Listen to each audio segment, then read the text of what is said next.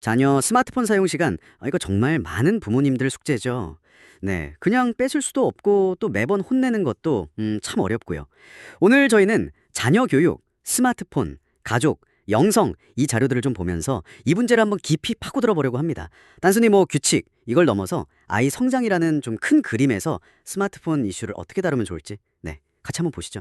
혹시 이 자료 보시면서 어떤 점이 가장 궁금하셨어요? 네, 저도 보면서 이게 흥미로웠던 게 네. 스마트폰 통제를 그냥 안 돼! 이게 아니더라고요. 이걸 자녀와의 관계, 또 뭐 가정 환경, 심지어 저자가 말하는 영성 이런 부분까지 좀 넓게 연결해서 보고 있다는 점, 이게 좀 새로웠습니다. 단순히 시간 줄여라 이게 아니라 왜 이런 행동이 나올까? 좀 더 근본적으로 어떻게 접근해야 할까? 뭐 이런 통찰을 얻는 게 내 이번 이야기의 목표가 아닐까 싶어요. 아, 그렇군요.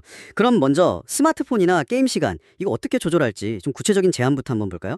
자료에서는 무조건 금지 이거보다는 아이가 뭐 공부라든지 자기 할 일 이런 기본적인 책임을 다했을 때요. 그때 약간 보상처럼 게임 시간을 주는 조건부 허용 이걸 이야기하더라고요. 네네, 조건부 허용. 그러면서 스라벨이라고 하던데 스마트 라이프 밸런스 이런 M을 써서 아이 스스로 사용량을 좀 보고 조절하게끔 그런 훈련을 시키는 거죠. 네, 맞아요. 거기서 또 중요하게 본 게 아이가 만약 약속을 어겼어요? 그럼 그냥 벌 주고 끝. 이게 아니고요. 회생의 기회를 준다는 거. 이걸 강조하더라고요. 아, 회생의 기회요. 네.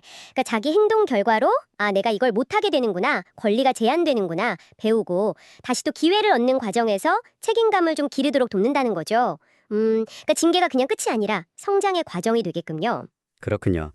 그 하루에 8시간씩 게임했다는 둘째 아들 이야기도 나오잖아요. 네네. 있었죠. 부모로서 진짜 속상하고 막 자책감도 들었을 텐데 당장 싸우기보다는 관계를 먼저 생각해서 좀 지켜봤다는 거. 이 부분이 되게 인상 깊었어요. 그렇죠. 속은 막 타들어갔겠지만 그래도 아이한테도 좀 숨쉴 시간이 필요하다. 이걸 인정한 거겠죠. 네. 그리고 게임 자체를 막 나쁘게만 본다기보다는 그 에너지를요, 다른 데로 좀 돌리도록 돕는 거죠. 뭐 예를 들면 자료에서는 수학 공부 이런 쪽으로요. 아, 에너지 전환요? 네. 그러면서 막 원칙 같은 걸 세우죠. 뭐 현금 결제 안 된다. 시간 낭비 안 된다. 그리고 혼자 하지 마라. 이런 거요. 특히 그 혼자 게임하는 것? 이걸 약간 관계 문제의 신호로 본다는 점이 좀 중요해 보였어요. 관계 단절이랄까. 아, 혼자 하는 게요? 그럴 수 있겠네요. 네. 근데 이런 스마트폰 규칙만으로는 좀 부족하다. 자료는 또 그렇게 얘기를 하더라고요. 결국엔 아이를 둘러싼 더 큰 환경, 그러니까 가족 관계나 소통 방식, 이게 진짜 중요하다고. 특히 청소년기는 뇌가 막 재편성되는 되게 민감한 때잖아요. 그래서 막 일방적으로 누르기보다 좀 이해해주고 구체적으로 대화하는 게 꼭 필요하다. 이렇게 강조하고요. 맞아요. 그리고 가족이 다 같이 뭔가에 좀 몰입하고 즐기는 경험 있잖아요. 그런 거 자체가 감정 조절이나 공감, 인내심 이런 걸 자연스럽게 배우는 기회가 된다고 하더라고요. 아, 함께하는 경험이요? 네, 심지어 부모랑 자녀가 같이 게임하는 것도 이게 또 소통의 창구가 될 수 있다. 뭐 이런 이야기도 있고요. 게임으로 소통을요. 재밌네요. 그렇죠. 그리고 여기서 좀 더 나아가서 저자는 신앙적인 관점을 좀 중요하게 보는데요. 부모가 나도 부족해. 이걸 솔직하게 인정하는 게 오히려 아이가 어떤 신앙에 의지하게 되는 계기가 될 수 있다. 뭐 이렇게까지 주장하더라고요. 부모의 솔직함이요. 네. 가정 환경 이야기가 나온 김에 그 부부관계 중요성도 상당히 강조되던데요? 아, 맞아요. 그 부분 중요하죠. 부부 사이가 안 좋으면 그 갈등이 아이한테 보이지 않는 상처를 주고 이게 심하면 중독 문제로까지 갈 수 있다. 뭐 이런 분석이 있더라고요. 네, 그렇죠. 그게 무의식적으로 영향을 주니까요. 그래서 근본적인 해결책으로 부부관계 회복, 그리고 저자 관점에서는 하나님과의 관계 회복, 이것까지 제시를 하고 있고요. 네, 이런 건강한 관계나 환경이 결국 학습 태도에도 영향을 미친다는 건데요. 자료에서는 학습을 막 강압적으로 시키기보다 아이 스스로 좀 동기를 찾고 목표를 세우는 과정, 이게 중요하다고 이야기해요. 아, 자기주도학습 같은 거군요. 그렇죠. 특히 그 수학공부법에 대한 시각이 좀 재밌었어요. 보통 실수 안 하고 정확하게 푸는 걸 중요하게 생각하는데 그게 아니라 일단 많은 문제를 좀 빨리빨리 풀면서 성취감, 자신감, 이걸 얻는 게 더 중요할 수도 있다. 뭐 이런 관점이요. 그게요. 저도 그 부분이 좀, 싶었어요. 기존 생각하고 좀 달라서 실수를 통해 배운다기보다 일단 막 속도감 있게 나가는 게 자신감을 준다.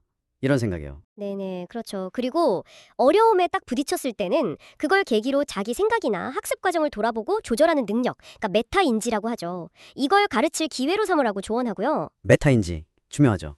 네, 학습은 뭐 단거리 경주가 아니라는 거죠. 아이가 그냥 난 똑똑해 이렇게만 생각하게 되면 오히려 어려운 문제 앞에서 쉽게 좌절하거나 모르는 걸 감추려고 할 수도 있다. 이렇게 경고하기도 하고요. 음. 그러니까 중요한 건 당장의 수학 점수가 아니라 꾸준히 도전하고 실패하는 과정을 통해서 어떤 학습의 기초 체력, 이걸 기르는 거라는 거죠. 기초 체력이요. 그리고 이 자료는 이 모든 과정의 뿌리에는 결국 가정의 영성, 그러니까 신앙적인 기반이 중요하다. 이걸 계속 강조해요. 이런 영적인 힘이 없으면 살면서 힘든 일 만났을 때 버티기가 어렵다 이런 거죠. 아, 그 영성이라는 부분이 계속 나오는군요. 네, 중독 문제 극복도 마찬가지로 저자 관점에서는 그냥 행동만 바꾸는 게 아니라 어떤 영적인 전환, 관계 회복 이걸 다 포함하는 좀 전인적인 접근이 필요하다 이렇게 보고 있습니다. 아, 정말 정리해보면 자녀 스마트폰 문제가 단순히 기기 사용 시간 조절 이런 표면적인 걸 훨씬 넘어서는 문제네요.